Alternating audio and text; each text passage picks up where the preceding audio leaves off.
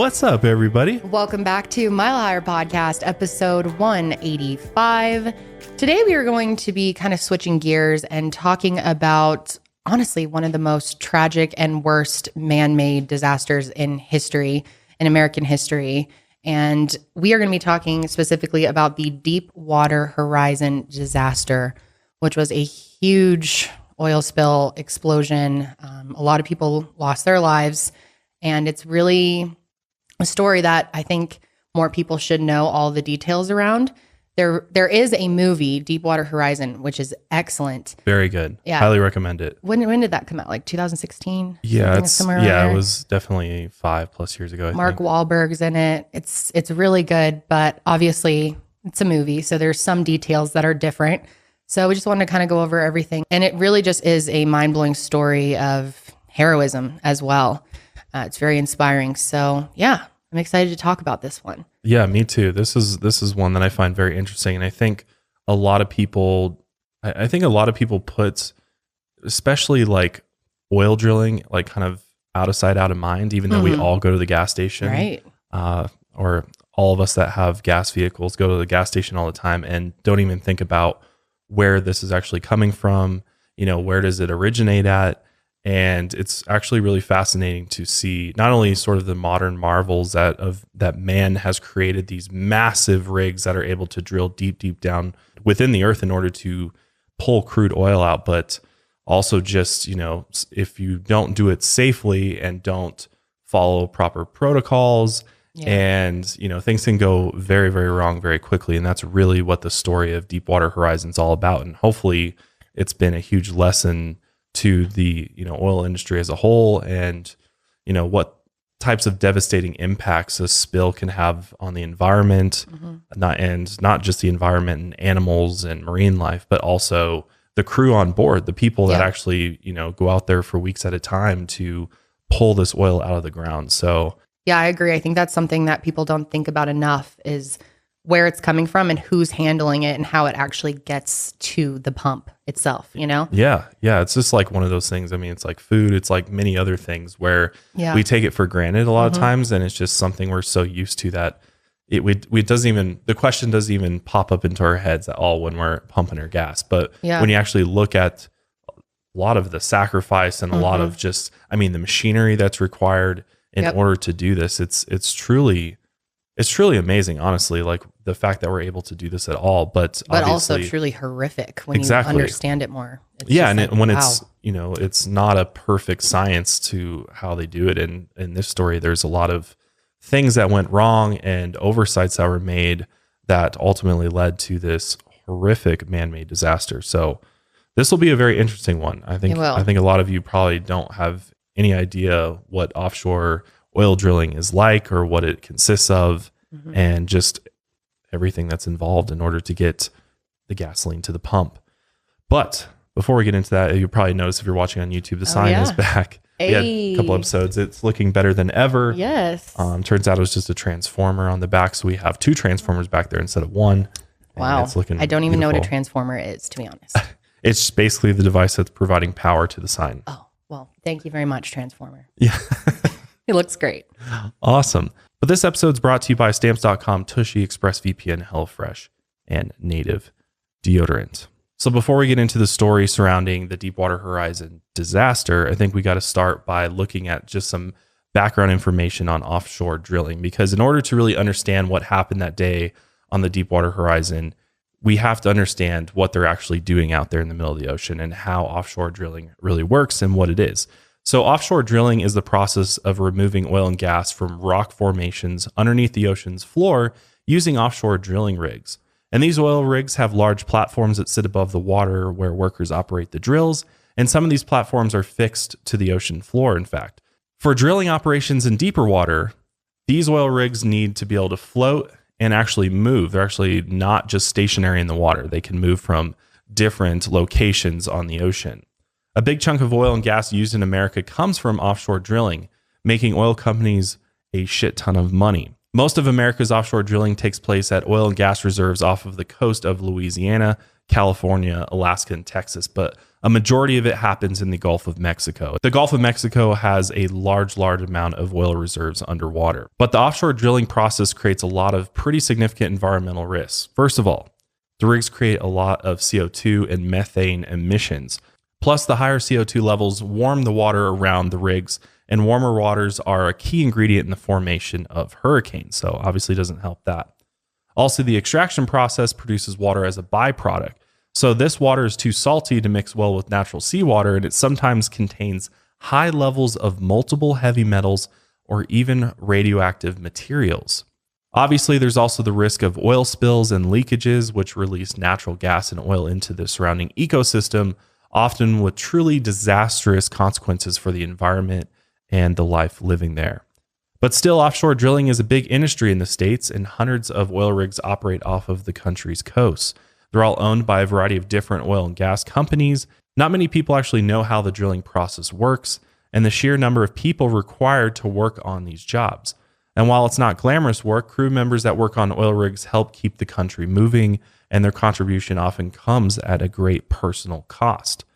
The process of drilling an underwater well is pretty complicated and hard to understand for someone unfamiliar with the business, but still the basics are important to know if we want to understand the events of April 20th and how it all went down.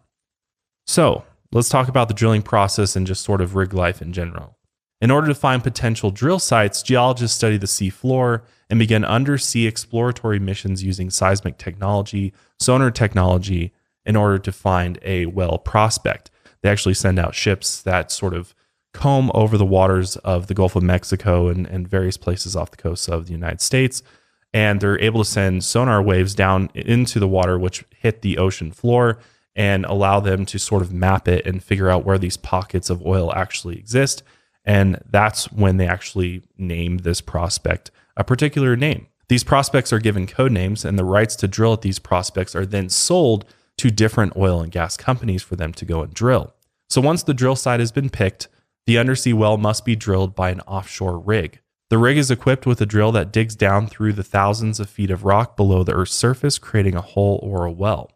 And as the drill moves, mud is sent down the casing pipe, removing the rock that the drill's cut away and keeping the drill head lubricated. It's really kind of astonishing how they do this. The fact that they're able to build these huge drill bits with all of this drill casing and have it go as deep as it does is truly incredible. Also, when talking about drilling mud, this isn't just like dirt or mud that you would create by mixing dirt with water. This is actually a drilling fluid. The drilling mud is a mixture of fluid and different types of clays that's used in order to keep the drill head lubricated, like I said before. But once the planned depth is reached, a smaller casing is attached to the drill and then sent down to the well. It is then held in place by waterproof cement, which is sent down by the casing, followed by drilling mud in order to keep the pressure stable. A cement plug separates the cement and mud. And once the pressure increases enough as the well is drilled deeper, it becomes necessary to install a device called a blowout preventer. Remember that, or a BOP, at the top of the seafloor where the well begins. So it sits at the bottom of the ocean on the seafloor, and it's basically a device that makes sure that while they're drilling that well, that if any pressure builds up, that it's able to seal it off before it actually blows out completely and we have a huge problem. It also stops oil and gas from shooting out of the well and up to the rig in case there is a problem or failure with the well's pressure or seal. And this blowout preventer is an essential device. It's vital that it's tested often and that it works properly, because if the blowout preventer fails when it's needed, this could potentially lead to a huge accident and oil spill and potentially lives at risk. So after the well is constructed, the offshore drilling rig moves on. And these rigs don't actually collect the oil and gas themselves. Instead, they drill the well and another company extracts the gas and oil after this rig leaves. And from there, the oil and gas are transported on shore and processed for use in our cars, trucks, planes, homes, and businesses via a refinery. But if you've never seen offshore drilling rigs, they are massive structures that can fit hundreds of people on them, and workers usually have to live on the rigs for weeks at a time, and they form tight-knit communities on board, as you can imagine. I mean, these rigs are oftentimes an hour off of shore, and there's no land around it. I mean, you can't even see the land from the rig. You're just out there in the middle of the ocean, floating on this massive man-made rig. The facilities on the rigs are definitely not glamorous by any means. They're a cross between college dorms and an office building pretty much. There's a kitchen, rec rooms, conference rooms, and shared cabins for the crew to sleep in. All the meals are prepared for the crew by the onboard kitchen staff. Work days are long and intense, but crew members still have some free time to chill out with each other or, Skype with their family and friends back home. So this was pretty much what everyday life was like aboard one oil rig named Deepwater Horizon. So the Deepwater Horizon was built in 2001 by South Korean shipbuilding company Hyundai Heavy Industries, and it was valued at $560 million and took 2 years to build. The rig was commissioned by the offshore drilling contractor Transocean, who leased it out to British Petroleum Company, or as it's more commonly known, BP. Deepwater Horizon was a semi-submersible offshore drilling rig, meaning it was a floating rig that the crew can move around. Right, because it's got to be able to go from different prospect to prospect in order to drill. So it kind of sits on skis in the water, and the skis are underwater. And then on the ends of the skis are actual engines that they use in order to propel it through the water. So these types of semi-submersible rigs are needed for drilling wells that are deeper than 500 meters underwater. Many people considered this rig to actually be lucky, and it was generally well liked by the crew members that worked on it. It employed hundreds of people throughout the years and had one of the strongest safety records in the industry. This is a holding area, and then this is what most people think of when they see a drilling rig. However, it wasn't always easy for crew members working on board to stay safe. Multiple rig workers reported that there was an unspoken rule not to raise too many safety concerns that delayed drilling operations, as they feared they would lose their jobs. Transocean actually did a confidential survey of rig employees in 2010, and employees reported that they feared what would happen to their jobs if they brought up some of these concerns. Some of them even said that they faked possibly troubling equipment data readings because they believed that the higher-ups wanted better productivity rates rather than dealing with the maintenance issues. And the reason for this is because the companies that are leasing these rigs are paying basically a huge fee per day, somewhere between $500,000 to $1 million per day to have them operate this rig to drill for wells. So obviously the people that are leasing the rigs, they don't want the rig to be down. They don't want to stop productivity. So therefore, kind of makes sense why there is this unspoken rule aboard. Yeah. I mean, it's the classic profit over everything. What do you think was more important to BP or to Transocean? Time and money or safety? Time and money, honestly. I mean, they preach safety. It's like safety is only convenient for them when they need it. You're pressured and pushed to do things. And if you say, hey, because everybody has the right to call time out for safety, but you do it, you're going to get run off, You're going to get fired. And they're not going to fire you for that, but they're going to figure out a way eventually to get rid of you. And you've seen that happen? Yeah, I have actually. Yeah, I have. All of these maintenance issues were a huge problem, though, and they would be trouble for the Deepwater Horizon after they were set to work on the Macondo prospect. In 2008, BP bought the rights to drill for oil at the Macondo prospect. And the Macondo prospect is located in the Gulf of Mexico off of the Louisiana coast. The following year, BP submitted an environmental impact plan to the U.S. government that stated that an accidental oil spill was unlikely to happen while they drill at the prospect. BP also said that they would have the proper response methods in place if an accident were to happen, so there would be no significant harmful consequences. So the government accepted the plan, and in October of 2009, the Transocean Marianas rig began drilling at the Macondo oil well. Now, the spot where the drilling on the well began was 5,000 feet below the ocean surface, and the well was supposed to be drilled over 18,000 feet long under the seabed surface. Obviously, this well was going to be potentially a huge source of profit, and officials estimated that it could produce 200 million barrels of oil a year. However, Hurricane Ida actually damaged the Marianas rig badly enough that it needed to be replaced by another similar rig. So on February 15th, 2010, Transocean resumed its drilling with the Deepwater Horizon. The rig was located 52 miles off the coast of Venice, Louisiana. And at this time, the Deepwater Horizon was the largest oil rig in the world. And the Macondo well was set to be one of the deepest wells ever dug. So one of the employees that we will be talking about a lot today, who worked on the rig in 2010, was Chief Electronics Technician Mike Williams. Mike Williams lived in Texas with his wife, Felicia, and their daughter, Sydney. He was also a former U.S. Marine. Mike studied electrical and electronics engineering at McGill University and graduated in 2004. And that same year, he got a job working for BP as an assistant electrician. 2 years later, he started working for Transocean as an electrical engineer and started his master's degree in electronic engineering at UC Berkeley. In 2006, Mike started working on an oil rig for the first time. Mike really enjoyed the job. He said, in fact, that he was mesmerized by the experience. And in January of 2010, Transocean actually promoted him to the position of chief electrical engineer. We were breaking ground and completing tasks that had never been done before. Whatever popped up during the well, they would of course log it, note it, and send that back to town, and they would build regulations based off of what we learned. We were discovering regulations as we drilled. Another notable crew member of the Deepwater Horizon was named Jimmy Harrell, and he was the rig's offshore installation manager, or OIM.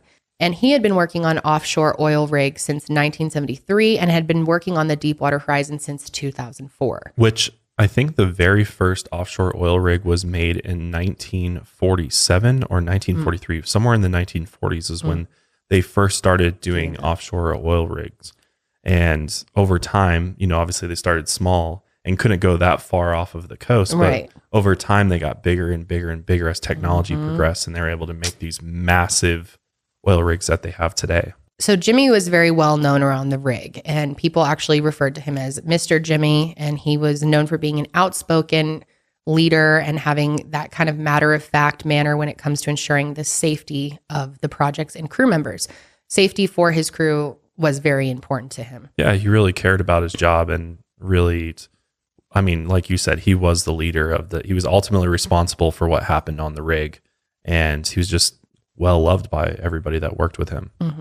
Another crew member was Andrea Flatus. She was 23 years old at the time and the ship's dynamic positioning operator. She had worked in this role for about a year and a half, and her job responsibilities included maintaining the location and balance of the rig, avoiding collisions, and managing the alarms. She boarded the ship for another stint at work 4 days before the incident. During this time, British Petroleum had hired the oil and gas service company Halliburton to provide services for the actual construction of the well. And BP was already very behind on their targeted drilling dates, and they cut a ton of corners in order to try and save money that they were losing by each day that was going by.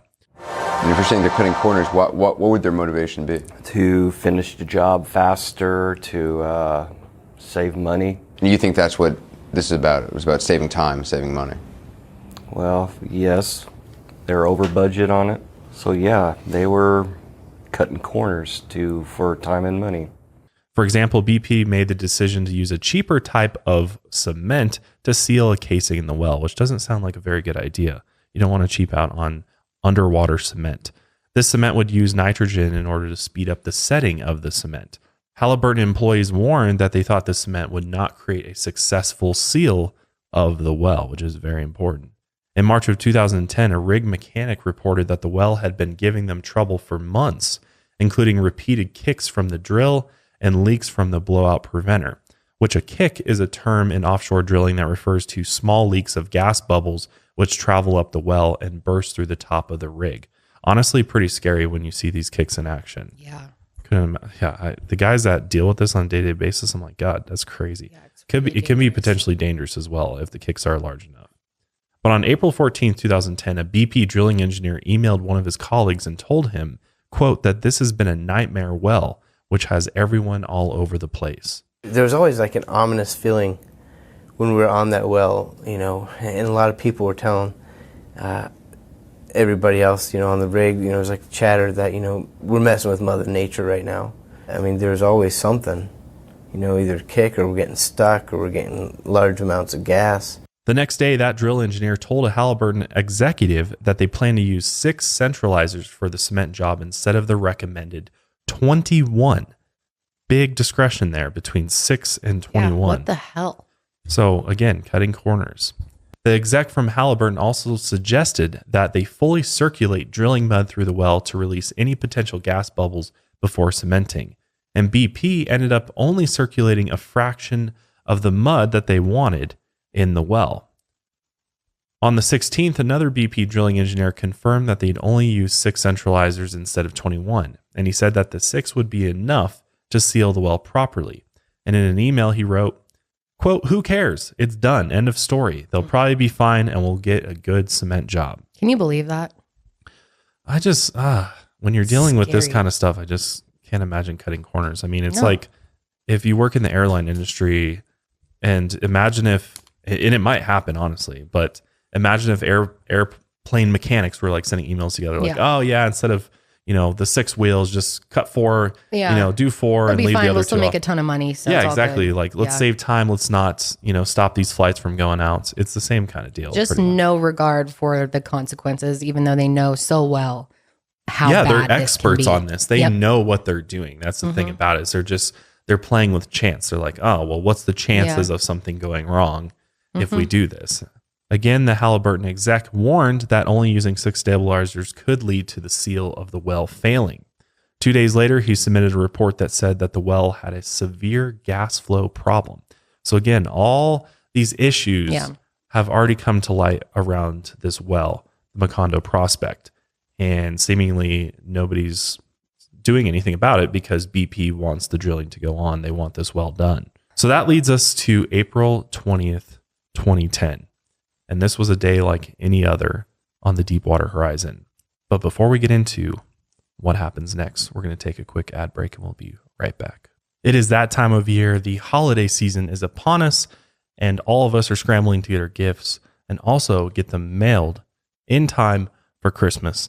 And the last thing that any of us have time for is waiting in line at the post office. If you've ever been to the post office during the holiday season, you know that the line is usually out the door, and it can take you up to an hour in order to ship those packages where they need to go. But with stamps.com, it will not only save you all the time and hassle of going to the post office, but you'll also save money. Stamps.com lets you compare rates, print labels, and access exclusive discounts on UPS and USPS services all year long. I've been using Stamps.com for years now. We use it for Higher Love Wellness to ship all of our packages to our customers, and it really is the simplest way to ship your packages and the easiest, and it saves you the most money. So whether you're selling online or running an office or side hustle, Stamps.com can save you so much time, money, and stress during the holidays. You can access all the post office and UPS shipping services you need without taking the trip. And you can get discounts you can't find anywhere else, like up to 40% off USPS rates and 76% off UPS. That is a huge amount of savings. So save time and money this holiday season, just like we do with Stamps.com. So sign up today with promo code MileHigher for a special offer that includes a 4-week trial, free postage, and a digital scale. And there's no long-term commitments or contracts. So just go to Stamps.com and click the microphone at the top of the homepage and enter code MileHigher. Guys, are you looking for a gift for your family or friends this year? Well, I've got a great idea that can work for whoever you're shopping for. A Hello Tushy bidet. They are a great gift for your eco-conscious cousin, your neat freak sister, your mom, your dad, anyone who goes to the bathroom. We all deserve a better clean while contributing to a healthier planet. The Hello Tushy Modern Bidet washes your bum with fresh water for a way better clean than toilet paper. Simply spray and pat dry. It attaches to your existing toilet, and there is no electrician or plumber needed to install. It's very, very easy. It installs in less than 8 minutes. And what's so great about it is it cuts down your toilet paper use by 80%, saving money and paper waste. And like I said, it's a great gift because everyone goes to the bathroom. Everyone needs one. And it really takes your restroom game up a notch. I love our Tushy bidet. I use it all of the time. I always prefer to use the toilet that has it installed on it. So make your restroom the best room with the complete Tushy system, including the Tushy bidet attachment, ottoman, toilet brush, and Tushy stand and tissues. Join the millions of other happy Hello Tushy customers right now and give the gift of a clean bum to yourself or your loved ones this holiday season and get 10% off plus free shipping right now at hellotushy.com/milehigher. That's hellotushy.com/milehigher for 10% off and free shipping. Now's the time, guys. It makes a great gift. Using the internet without ExpressVPN is like leaving your keys in your car while you run into the gas station for a snack. And most of the time, you're probably fine. But what if you come back to see someone driving off with your car? That will be a very bad end to your day. Every time you connect to an unencrypted network, whether at cafes, hotels, airports, with all of us traveling during the holiday season, you want to make sure your data passwords are secure when you're using those public Wi-Fi hotspots. It really doesn't take much technical knowledge to hack someone these days. You can literally buy a USB drive on the internet, and that person is now a hacker. Literally, a smart 12-year-old could hack your devices, or even younger. Your data is valuable, and hackers can make up to $1,000 per person selling personal info on the dark web. Why use ExpressVPN, you say? Well, ExpressVPN creates a secure encrypted tunnel between your device and the internet that hackers can't steal your sensitive data when you're connected. It's super secure, so it'll take a hacker with a supercomputer over 1 billion years to get past ExpressVPN's encryption. It's easy to use. You just fire up the app and click one button to get protected, and it works on all your devices, whether it's phones, laptops, tablets, and more, so you can stay secure on the go. I absolutely love ExpressVPN. I use it personally on all my devices in my household, especially when I'm traveling. I always make sure when I'm accessing bank accounts or making purchases online that I'm connected to ExpressVPN. So secure your online data today by visiting expressvpn.com/milehire. That's expressvpn.com/milehire. And you can get an extra 3 months free. That's expressvpn.com/milehire. So like we said, April 20th, 2010 started as just a normal day on the Deepwater Horizon. The water was calm and peaceful around the rig, and a crew from Halliburton was waiting on the ship for a helicopter to arrive on the platform and bring them home. And they had just completed a cement job on the well, and Halliburton recommended that BP perform a required cement bond log test. And this test would have taken 9 to 12 hours to complete and would have cost BP only $128,000, which, sounds like a lot, but in retrospect. Yeah, to this multi-billion trillion dollar company, Right. That's chump change. Right. So BP didn't want to spend the money, of course, because they're cheap as hell. And they just wanted to continue pushing the project on. They didn't want to fall behind schedule. So they canceled the test at 7 a.m. that day. Now that BP had canceled the test, the Halliburton crew had received the go-ahead to leave. And when Captain Jimmy saw that the crew was leaving, he was confused, and he asked why they were packing up even though they hadn't run the test. And that's when he found out that BP had gone ahead and just canceled it. Jimmy was not happy at all with this decision. He had already fought with the BP officials a few days before about the fact that he thought they hadn't been doing enough tests on the well. And when he found out that BP had canceled that cement bond log test, he threatened to go home unless they could prove Halliburton had safety sealed the well. At this point, though, the project was already 43 days behind schedule, and all these delays ended up costing the company $21 million. Officials with BP were anxious to finish the work as soon as possible and as cheaply as possible, of course. Meanwhile, more crew members are getting ready to head out to the rig. They checked into a helicopter airport in Louisiana known as the Port Fourchon, and that day they would be joined by some officials from BP. The crew boarded the helicopter to ferry them to the rig, and they landed on the Deepwater Horizon's helipad at 11:15 a.m. Halliburton employees left right after this without performing the cement test and recommended that BP do it themselves. There were now 126 crew members aboard the rig. The rig had a supply ship tethered to it farther out in the ocean called the Damon Bankston, which had been waiting to load drilling mud off of the rig. Soon after the crew got off the helicopter, officials from BP gathered the crew members on the platform to celebrate 7 years without an accident on the rig. It's just crazy to think that they're celebrating the safety of the rig on this day. It's so ironic. I mean, they literally gave Jimmy an award that day to celebrate this accomplishment. It was a big deal. It was a huge deal. Yeah. And once the celebrations ended, Jimmy still insisted that the crew perform a pressure test on the well. They did carry out this pressure test twice, but the team misinterpreted the results. After the test, one of the BP officials told a drilling mechanic to replace the mud in the well with seawater, which was a lot lighter. The mechanic said he didn't think that this was a good idea, but the BP official made the order anyway. BP wanted to again finish up the project as soon as possible. The company man basically said, we have some changes to that. We're going to be doing something different. I recall it was something about displacing the riser with seawater for that tower.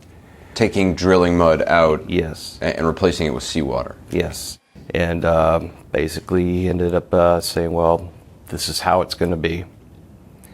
And they started reluctantly agreeing. And You're saying the guy from BP won the argument, basically. He basically said, well, this is how we're going to do it. Yes, that's what I remember, yes. He basically said, well, this is how it's going to be. However, there was still a large oil and gas leak in the well that the crew didn't know about. It had broken through the cement seal, which never ended up setting correctly because of that poor cement job that was done.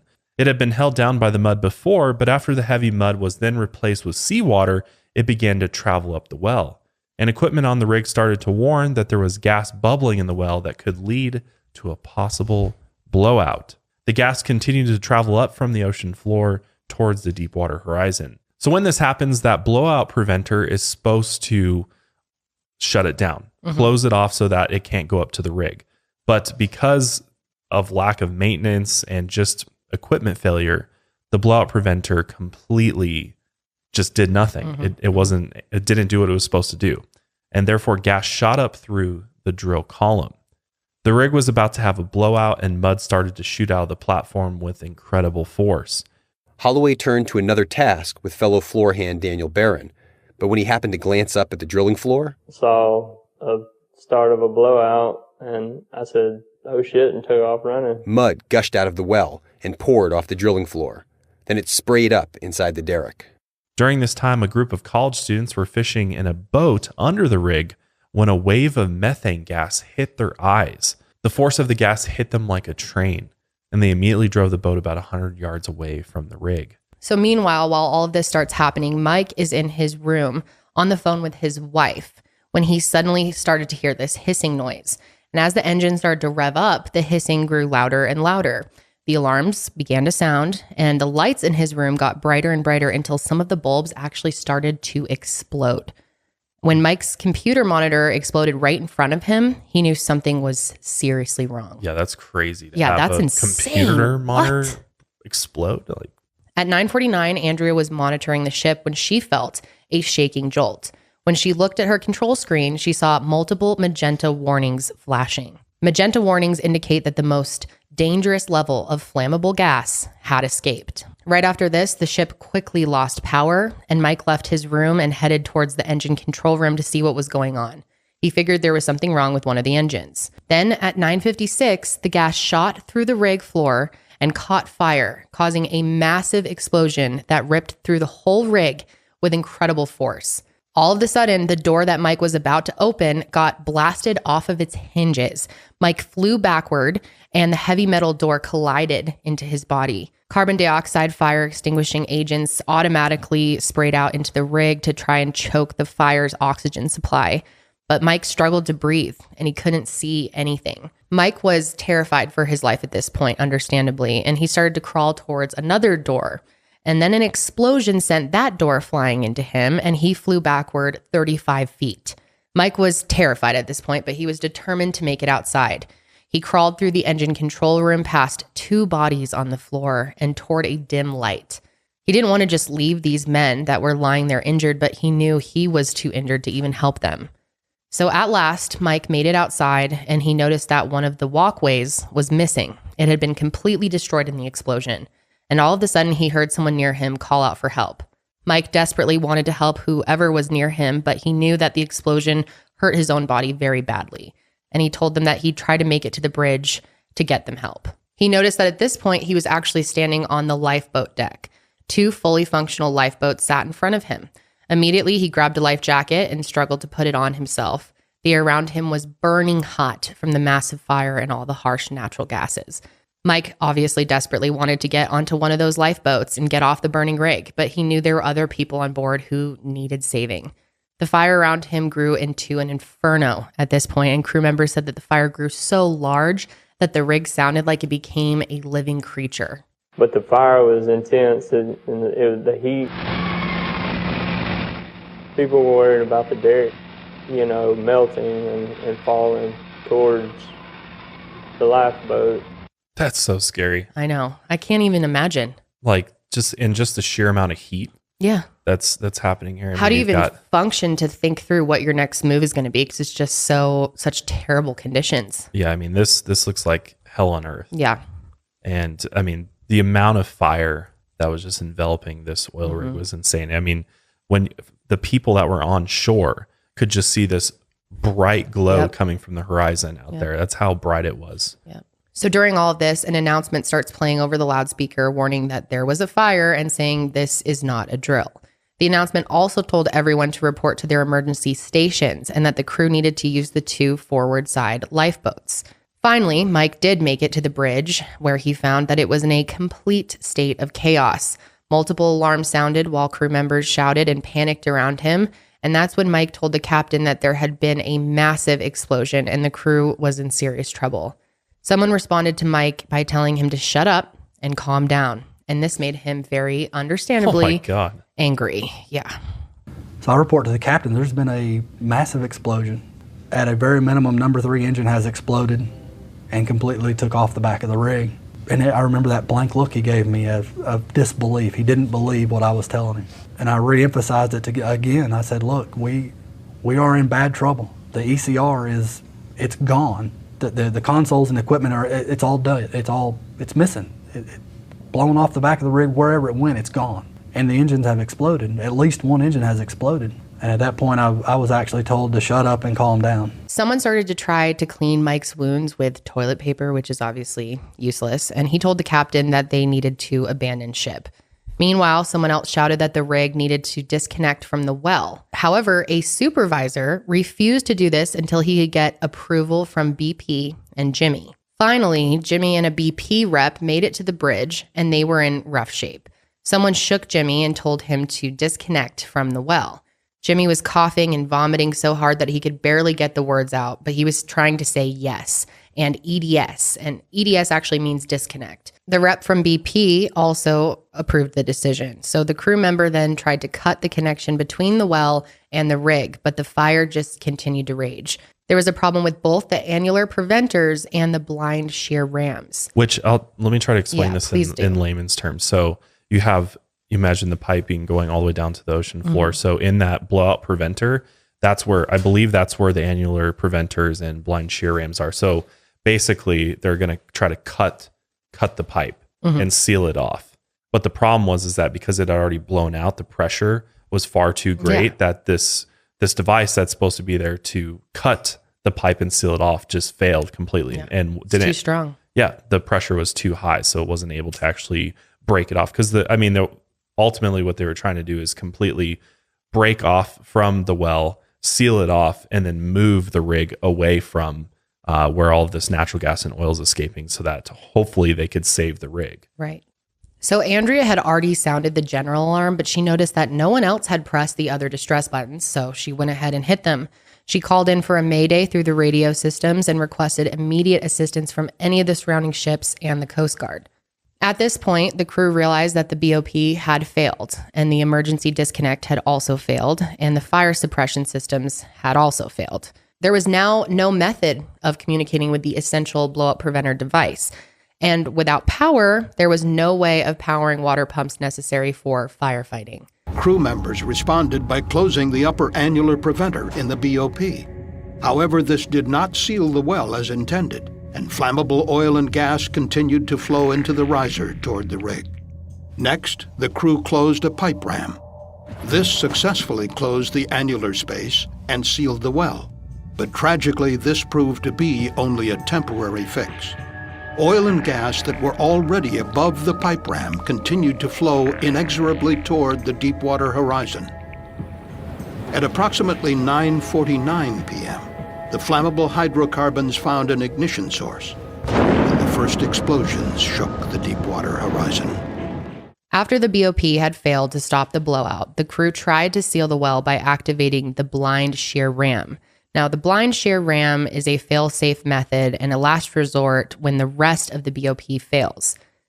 It's supposed to cut the drill pipe and seal the well shut. However, due to the pressure, the drill pipe had bent enough that it became off-center. And since it was off-center, the blind shear ram could not cut it entirely as a straight angle, so the well didn't seal. Right, because again, the pressure was too high for this to fight it. And basically, instead of cutting it clean in half like you'd want, it just sort of bent it. So it was kind of like, imagine like a Z was formed in the pipe, which still allowed oil and gas to come through. So ideally, it should have cut it in half and sealed it, but it's off center. It wasn't able to. That's crazy. So obviously Mike and so many other crew members are starting to feel just disgusted that all of these systems that supposedly protect the crew from danger had just failed right when they needed them the most. And again, this is the rig that got 7 years safety award. Yeah, and got the award that day. So when Mike looked outside of the bridge, he saw that one of the ship's 2 lifeboats was already sailing away. The captain had finally given the order for the crew to abandon ship at this point. At this time, there were 8 people left in the bridge. And as they headed down the stairs to the second lifeboat, they saw that it was already being lowered into the water. Imagine the feelings that would come. Yeah. Like the anger, the fear. The sinking feeling. Oh my Just God. like, oh my God, am I going to die on here? There were 2 other lifeboats on the rear side of the ship, but Mike explained that the crew had only gotten the order to use the other 2 lifeboats. Everyone had figured the other lifeboats were damaged or otherwise inaccessible. Yeah, I mean, likely the reason why they didn't go to these is because they were cut off from the fire that was on the rig, and obviously things are starting to crash down. I mean, it's really, really starting to look grim aboard the Deepwater Horizon. Mike actually asked the captain about the 2 other lifeboats, and apparently the captain said he didn't think that the 8 of them would be able to make it to them because they'd probably been pretty dangerous, and who knows if they would have actually made it to them. And that was when they decided to launch one of the life rafts. And this raft came in a pre-sealed container that needed to be hung over the ship's side by a crane and then deployed or automatically inflated. It's like an emergency life raft that just kind of like expands on its own when you open it up. The mud, oil, and heat made it hard for the crew to launch the raft and board it, though. So they decided to get an injured crew member on the raft first. And as they tried to board, a series of intense explosions began to rock the rig. Mike grabbed Andrea and another young rig worker and held them against a wall in order to protect them from flying debris. Because, I mean, the whole rig's just starting to blow up, different parts of it. We had an injured man in a stretcher that had been recovered from the accommodations. And it was decided that we needed to get him on there first. And it was successful. They got him in. At that point, there were several more explosions, large, intense explosions. And I remember grabbing a girl and a young man by the shirts and backing them up against the wall. There was a bulkhead that was 14 to maybe 18 foot tall that was offering us some protection from the derrick itself. At this point, the derrick's probably been burning 20 to 30 minutes. These explosions, what do they feel like, sound like? Oh, they're just the most incredible fireworks you've ever been to, and then, you know, multiply it times 100. It just take your breath away type explosions, shake your body to the core explosions, take your vision away from the percussion of the explosions. The raft was equipped with a dome-shaped protective tenting material that made the raft look like a pod, and the 8 remaining crew members struggled to get past the opening into the raft, and Mike worried that the entry was starting to clog up with people. The crew, as you can imagine, was starting to panic when they realized that sparks and smoke had started to flow up from the air pocket between the ship and the water, and they were worried that the rubber and the fabric on the raft would literally melt away. Because if you look down in the ocean, I mean, there's crude oil on the ocean, so there's just flames everywhere. I mean, the ocean's literally on fire. Yeah, so it's not like you can jump off safely. And well, in this raft, I mean, it's made out of rubber. It's if you put it right on top of a bunch of flames, it's gonna freaking melt with you in it. Finally, most of the crew members were able to board the raft successfully, and Mike told Andrea to get on the life raft, but she realized it was already being lowered into the water when she started stepping towards it. They were literally taking off without them. Yep. And Mike was horrified. He had now just been left behind by Lifeboat 1, Lifeboat 2, and now the emergency life raft. And at this point, it was just him, Andrea, and the other crew member. How insane is that? God. Just like they left you there. Yep. Mike knew that they were young and may not be able to help him deploy another raft. And at that point, one of his arms and one of his legs began to give out from the pain of their injuries, and he worried that there wasn't much time left. When Mike looked at Andrea, he saw in her eyes that she looked like she had given up. And she told him that she was scared. And Mike reassured her that it was okay to be scared, but they needed to find a way off of the rig. At that point, he realized the only option they had was to actually jump off of the rig. When he turned around, he saw that the other young crew member had already jumped off of the rig near the life raft. And Mike worried that the crew member would hit the life raft on the way down and not only injure himself, but some of the other escaping crew members. The jump that Mike and Andrea needed to make was almost 10 stories high above the water. which It's is like- about 100 yeah. feet. Wow. The water around them was dark and full of burning gas and debris. In order to make the jump without hitting the life raft, Mike and Andrea would need to back up a few feet and take a running start before they jumped. Andrea was terrified and told Mike that she couldn't do it, and Mike told her that she only had two options. They were either going to jump off the ship or burn to death, and he told her that if she refused to jump, he would have to throw her off the ship himself. And just like that, the time had come to jump off of the ship. Mike said a prayer for his family's safety and took 3 steps back, and then he ran to the edge and leaped off of the rig into the dark water below. I remember looking at Andrea and telling her, or looking at her and seeing that look in her eyes of she had quit, she had given up. I remember her saying, "I'm scared." And I said, it's okay to be scared. I'm scared too. She said, "What are we going to do?" I said, "We're going to burn up or we're going to jump." And she said she couldn't jump. I remember telling her, "If you don't jump, I'm going to throw you. We have to get off of here. We can't stay here." And I remember thinking, if you can get 2 or 3 steps between here and the rig, you can jump and land out further than the life raft is. I won't need much trajectory to land somewhat past this life raft and be in the clear, barring whatever might be floating in the water. I remember closing my eyes and saying a prayer and asking God to tell my wife, little girl, that Daddy did everything he could, and if I survive this, it's for a reason. I made those 3 steps, and I pushed off the end of the rig, and I fell for what seemed like forever. A lot of things go through your mind. And that's what makes this movie so interesting, Deepwater Horizon, is it's very similar to how it actually played out, the incident itself. Yeah, it gives you a great visual representation of all of these Yeah. things that really happened to them. Yeah. And when you watch it, it's So powerful. mind-blowing. I It mean, is. it's like the courage that Mike had, and just, to step up and not just worry about saving yourself. I think Yeah. so many of us in a position like this would probably just save ourselves and just Probably, forget everybody else. I'm going to get off of this rig. But Mike made sure that anybody he could save, he would get them off the rig with him. After jumping off of the rig, Mike fell through the air for what felt like a very, very long time. And after hitting the water, he could feel his body getting hot around him as he began to rise to the surface. He began to try and use his one good arm and leg to try and paddle away from the heat.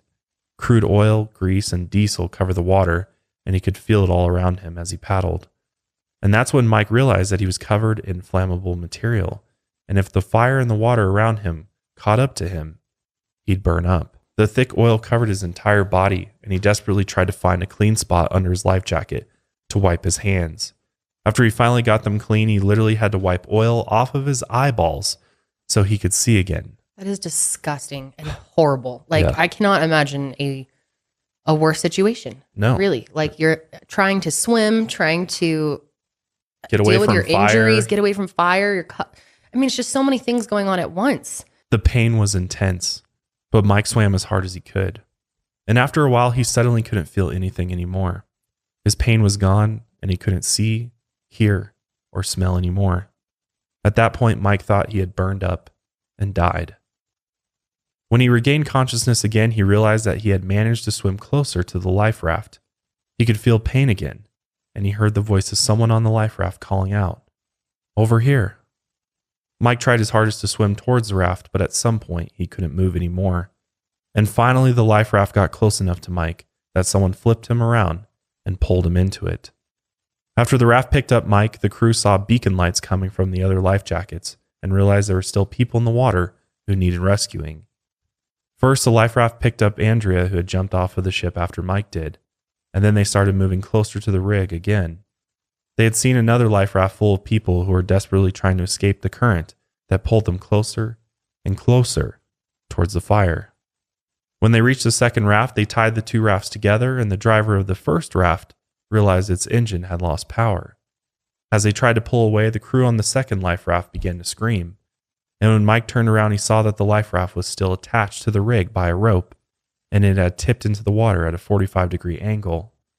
Transocean had a no-knife policy on the rig, meaning nobody had something sharp enough to cut the rope. Fortunately, the driver of the first life raft had some sort of tool in his pocket, so he threw it to the other raft, and they managed to cut themselves free.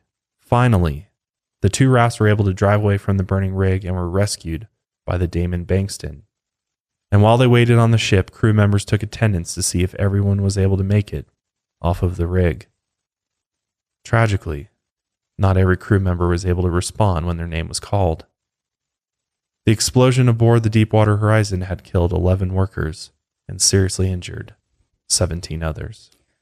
And honestly, it's amazing it didn't kill more Seriously, people. though, I'm shocked that there weren't more fatalities as a result of this disaster, because it was really that bad. Horrific. But yeah, that's a lot of people, 11 people from BP's careless mistake. They're rushing through the tests, and all these people lost their lives for what?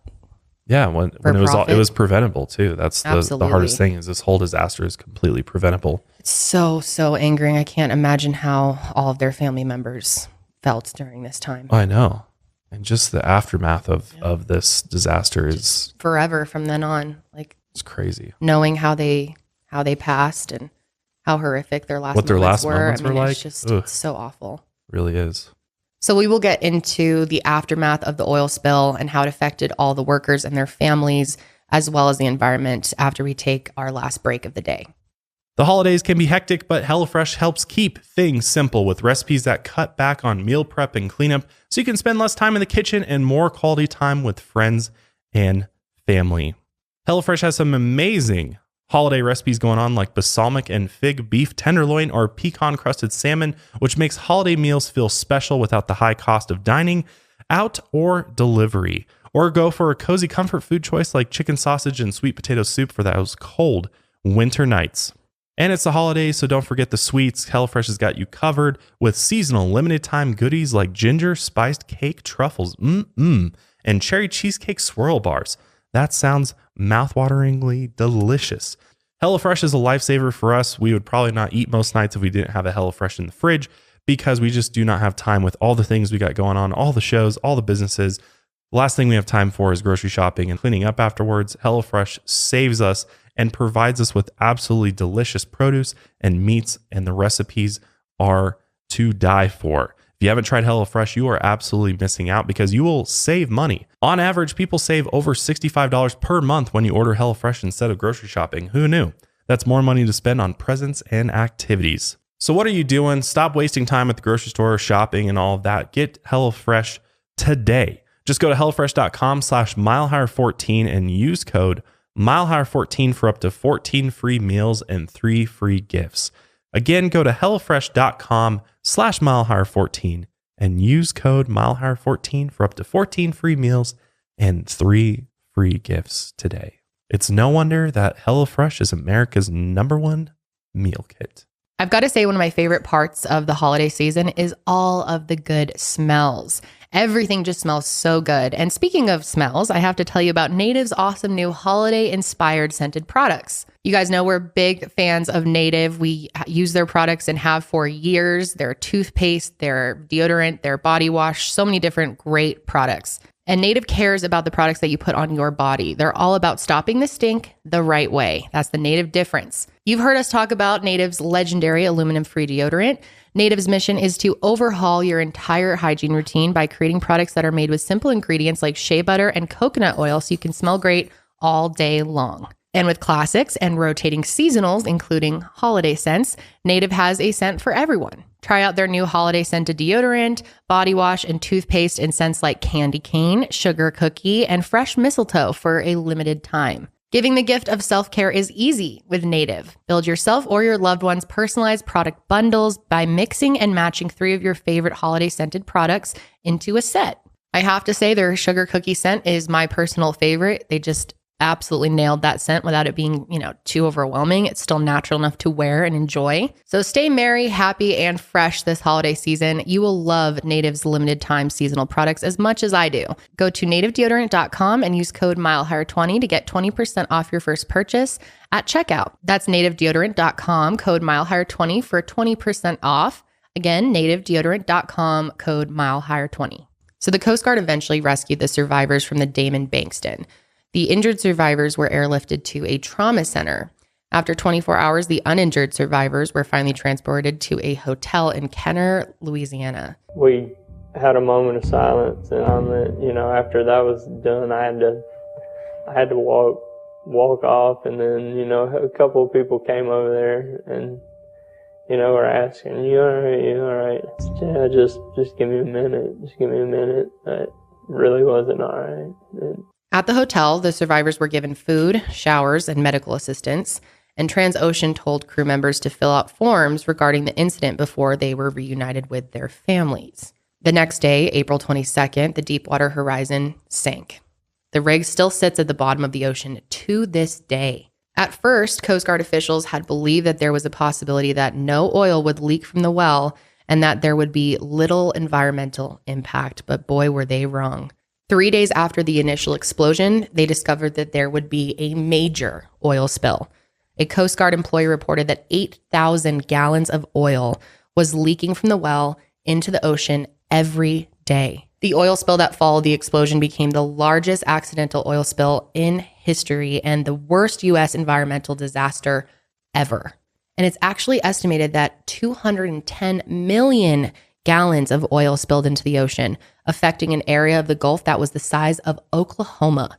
And after the oil spill began to hit the shoreline, it contaminated an estimated 1,100 miles of shoreline. As you can imagine, the effects on marine life in the Gulf were absolutely devastating. In 2013, researchers reported that marine life in the area, like fish, sea turtles, crabs, and dolphins, were dying at record-setting numbers. Infant dolphins born in the Gulf were dying at rates 6 times higher than before the spill. And it's a terrible way for animals to go, too. Oh, a lot of the times they're suffocating and choking to death on the oil. Yeah, it's really horrible what it does to marine animals, because one of the things that them being in oil, ingesting oil, leads to is reproductive failure and organ damage. I mean, it's a really horrible way to die for any living being. But yeah, and even other animals like birds are obviously being affected too. And it's because they're being drowned after being held down by the heavy weight of the oil, and they can't get it off of themselves. Different types of fish like tuna and amberjack, which are commonly consumed in the United States, suffered birth defects and mutations when they were exposed to the spilled oil. These effects are usually fatal or at least life-shortening for these animals. The local economies of the states on the Gulf took a massive hit as well. Offshore drilling was suspended after the accident, leaving around 10,000 people unemployed during the suspension. Tourism is, the backbone of the economy for many of these coastal towns who depend on streams of visitors coming into the shoreline. But with the beaches being so polluted or just closed for cleanup efforts, the beach tourism industry in these towns just choked.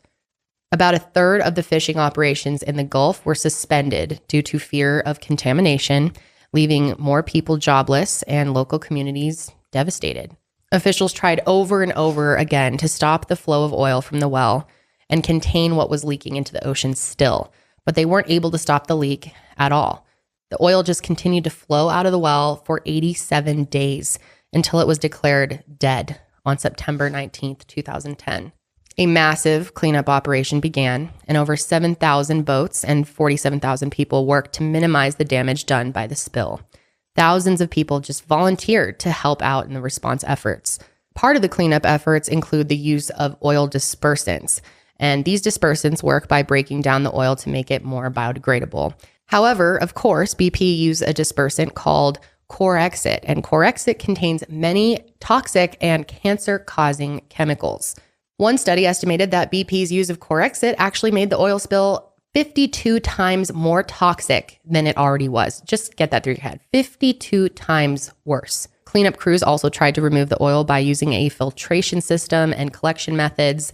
And another popular method involved burning the oil directly off the top of the water. Some oil was retrieved at the wellhead, skimmed, burned, and chemically dispersed by responders. A portion settled on the seafloor. At the surface, some oil either naturally evaporated or dispersed and dissolved. In recent years, scientists discovered that oil on the water's surface also interacted with sunlight. This interaction transformed many of the chemicals in the oil and influenced how it moved through the environment. The rest of the oil is unaccounted for. When marine spills happen, physical processes such as ocean, tidal, and wind currents distribute oil throughout ocean and coastal habitats, which is what happened to surface oil from Deepwater Horizon. Some of it eventually landed on shore. The oil impacted over 1,300 miles of the Gulf of Mexico's 3,500-mile coastline. 64% of those oiled shores occurred in Louisiana, mostly in its marshes. The spill left a huge number of animals in dire need of rescue and rehabilitation. Many affected animals like turtles, dolphins, and birds were captured and released after they had cleaned the oil off of them. Local governments tried their best during the cleanup efforts to attract tourists to the unaffected or newly cleaned beaches using the settlement money from BP, but people were just slow to come back. The government lifted the offshore drilling suspension in October of 2010, but other industries in the Gulf took years to recover economically. And the environmental impacts of that oil spill continue to affect the ecosystem to this day. And in early 2018, there were actually reports that the well hadn't been totally sealed and continued to leak oil. Well, the other issue is that there's no way for them to even know if it's completely sealed or not. And BP did send down underwater robots to inspect it, obviously, because they're not going to send humans down there. It's too far down there, first of all, but it's still dangerous. And one of the things that they think happened was just due to the amount of pressure buildup that was down there is that the well actually cracked and, cracked into all these veins that now, seep oil and natural gas slowly to all these other locations. So it is still leaking. I mean, I don't think they can say that's 100% sealed by any means, that there's still a slow leak happening. And it's just crazy to think that all of this could have been avoided if they just took the time and the financial resources to test and make sure that everything aboard the rig was working how it was supposed to. Yeah, and that it comes back to the cement too. The cement job wasn't done properly either. So why rush that? It was a rushed well that ultimately ended up blowing out. So in September of 2014, a court ruled that BP was primarily responsible for the accident. 2 years later, they were ordered to pay $20.8 billion in fines. And this was actually the largest corporate settlement in U.S. history. So as we mentioned, in 2016, the Deepwater Horizon film came out, and it was starring Mark Wahlberg, who played Mike Williams, the hero from the rig. And Mike was actually hired to consult for the movie extensively, and it shows because it's very similar. He wanted to make sure that the film was as accurate as possible. But as you can imagine, it was incredibly tough for Mike to work on the film after experiencing the accident firsthand. However, he wanted the public to remember the 11 men who lost their lives that day and make sure that their memory was honored. Honoring those 11 men with this project, to me, brings the spotlight back around. As we're speaking right now, there are men and women offshore putting their lives in harm's way so that we can do what we do, drive around in cars, fly on airplanes, and all that sort of stuff. Getting that attention back to these 11 men who lost their lives is very critically important to me. That was our main focus, the loss of human life and honoring those people. The remarkable things that you and they did in order to survive and help others survive was incredible. And to me, I just find that very inspiring, very heroic. Hero is not a badge that I even want to wear. What we did that night was react to a very bad situation. You're either going to fight it or you're going to flee. Most of us chose to fight. So the term hero to me is irrelevant. We were doing our job. We were doing everything we could to save as many people as we could. I would hope that most people would do the same thing. And surprisingly, Mike actually continued to work for Transocean on oil rigs. And in the years following the accident, he's had to deal with severe PTSD and survivor's guilt, which has led to multiple suicide attempts. Many other survivors suffered similar mental health issues following the accident. I can't imagine how strong that survivor's guilt would be. Oh, yeah. Just eating away at you, thinking, why not me? Why someone else versus me? How did I make it off? Yeah, I know. It's just got to tear you apart every day. Seriously. And the people that did lose their lives were primarily the people in the drilling shack is what it's called. And they're the guys that are actually operating the drill and kind of out in the open. And when that blowout occurred, they were right there when the explosion happened. Yeah, I mean, it's really hard to put into words just how devastating this accident was for the people who survived. The PTSD and survivor's guilt was just so, so strong. And with all of this pain and trauma that the victims had been through, a lot of them started to have issues with their relationships and with themselves and others. But the people who passed away weren't the only people who had their lives lost in some way. I don't at all want to take the 11 lives that were lost and their families. I'm sure they're going through a horrific and just unexplainable amount of emotion and loss in their life. But we lost our husbands as well. And to any of the injured men and women that were on that rig, I'm sure they've lost their lives and that their families have lost them. I mean, they're true. And like Amanda said, you know, Dan's still there. She sees him every once in a while. And I feel the same about Doug. But he's not himself. And I don't see him coming back anytime soon. What gives you hope? That one day, hopefully, we can settle and never forget. We can never forget, but we can move on. You know, we can get new careers. We can do other things. I just want to be able to move on from all this. Jimmy Harrell was never the same again after the explosion. He battled PTSD and physical health issues that resulted from the blast. He could never bring himself to get back onto a boat, really of any size, after the accident. But he still loved to spend time hunting, fishing, and just generally being outdoors. Unfortunately, he did die this past year, 2021, and he died at the age of 65 after battling cancer. In the aftermath of this disaster, BP's chief executive at the time, Tony Hayward, caught a lot of heat. He said some very, very concerning statements in regards to this accident that really offended people. And I'm going to go ahead and insert that clip here. May 13th, Chairman Tony Hayward speaking to the Guardian newspaper. The Gulf of Mexico is a very big ocean. The volume of oil and dispersant we're putting into it is tiny in relation to the total water volume. 5 days later, Hayward again to Britain's Sky News. I think the environmental impact of this disaster is likely to be very modest. There's no one who wants this thing over more than I do. You know, I'd like my life back. As you heard, he said, I'd like my life back. Just let that sink in.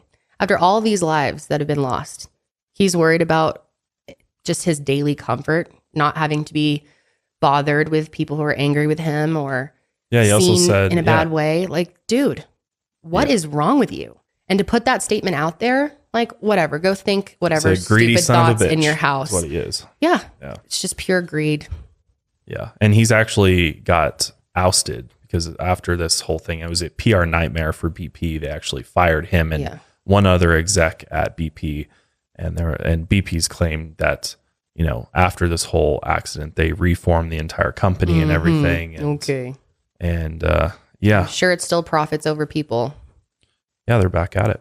Obviously, many survivors pointed out that because of BP's negligence, 11 men will never have their lives back again.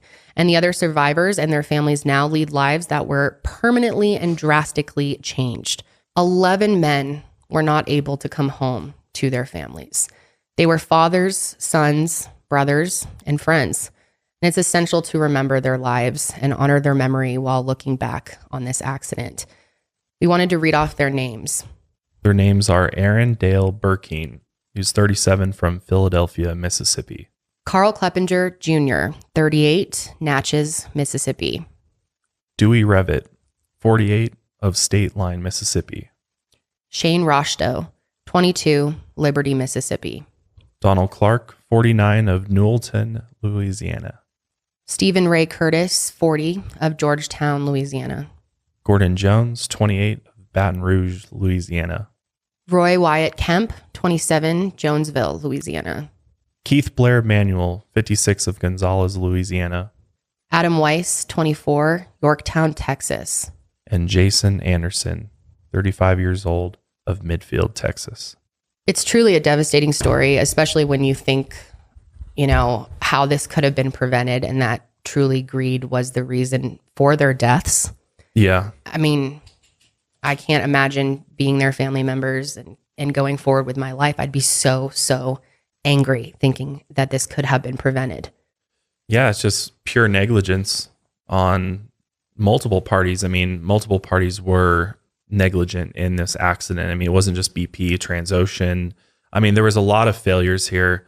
And, you know, regardless, it ultimately did come back to BP, because it was BP that was pushing to continue drilling when it wasn't safe, and when they hadn't run these crucial tests that were required in order to figure out if the well was actually, built properly and everything tested out that it was safe to continue. And if they did those tests, it would have cost $128,000 and cost some time. And ultimately, because they didn't do that $128,000 test, BP had to pay out $75 billion. And they lost 11 employees. Yeah, 11 employees. Well, they're not employees of BP. Well, but I mean, still, they're working for you. They're part of your process of, True. Still, I mean, they're all working on this rig together, so that they're all responsible for each other and what's going on there. Yeah. And I mean, BP's like, this was obviously a big deal for BP PR wise, and they were in the shitter after this whole accident happened. And I remember when this happened. I remember seeing, I was pretty young, but I remember seeing tons of Dawn dish soap commercials where they were washing the oil off of ducks. Yeah, totally. Yeah. Yeah. Because that's what they had used. I mean, 11 humans died, but the amount of wildlife that died, I mean, probably thousands upon thousands, if not millions, if you count fish. And just the ongoing impact on the environment. Yeah. The fact that we are still seeing this to this day. Yeah. That it's possibly still leaking and is always going to have an effect on us for, longer than any of us will be alive. Right. Such a massive mistake. It is. It's very costly. And, they do try to do this as safely as possible. And in most cases, if done properly, you can do, this type of drilling with minimal impact to the environment. And, it really is a science. And there are, a lot of things that are done in order to protect the environment. And since then too, I mean, there's been legislature that's been passed. There's been a lot of things that have happened since this oil spill to hopefully prevent this from happening again, and just make the practice of oil drilling offshore a much safer process. And, as technology advances, it's hopefully get better and better. Yeah. I mean, ultimately, the goal as a society is to move away from non-renewable resources, so that, we can hopefully avoid these types of disasters from happening time and time again. It's like when humans are at the controls, there's always that margin of error that's going to occur. Yeah.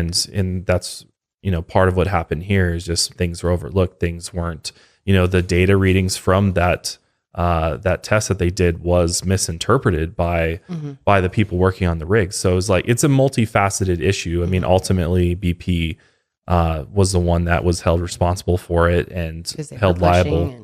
Yeah, I mean, they were the ones leasing the rig at the time, and they put profits over everything, and ultimately that cost them huge, and cost these families their loved ones and the environment and the lasting impacts that are still going on today. I mean, the thing with oil is that it's very difficult to clean up. I mean, it takes a very long time to do so. Doesn't break down. No, it's very hard to break down, and just gets everywhere. I mean, it seeps into the beaches there, and then there's potential for it to seep down into the ground, into groundwater. So then you're talking about the water that people are using in these coastal towns. Could it be contaminated? I mean, it's a huge issue. And I mean, it doesn't just happen. Oil spills don't just happen in offshore situations, but there's pipes that break. There's all sorts of things that break, and it's really hard. It's one of those things that we need because that's what we're relying upon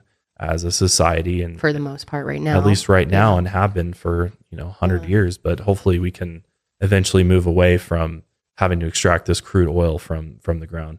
And it's just crazy though, like how deep that they drill. I know. This oil rig, Deepwater Horizon, drilled a well that was 35,000 feet. I think it's one of the deepest oil wells ever drilled. And when you think about how far down that is, that's absurd. Insane. So think about that next time that you're getting gas, where it came from and whose hands it went through to get to you. And definitely, I mean, there's definitely sacrifice that's made in order to get it here in a lot of different ways, both the environment and the people that work on the rigs. So it's really scary. Before, obviously gas prices are high right now and people are upset about that, but it's like, there's a lot of different factors contributing to that. Yeah. It's just, I think it's good to be informed about, where you're getting everything, all the resources that you use. It's important to be knowledgeable in those things. So hopefully you can make better decisions in the future. But that is where we're going to wrap up today's episode. We hope you guys learned something new. But until then, keep on taking your mind a mile higher.